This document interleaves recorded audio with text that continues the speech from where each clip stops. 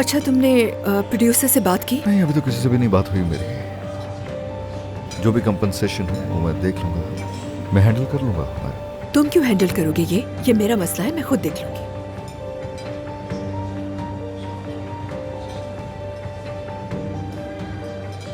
देखो, तुम परेशान नहीं हो, ऐसी बातें नहीं करो।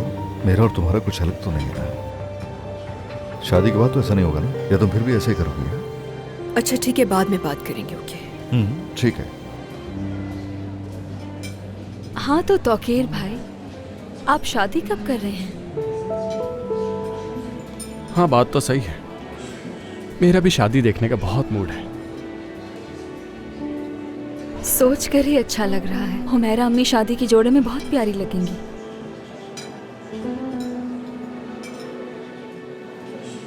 तुम क्या कहती हो? बात तो ये ठीक कर रहे हैं। अब तो वैसे हमारी शादी हो जानी चाहिए, पर अब तो नवाल भी राजी है। क्यों नहीं?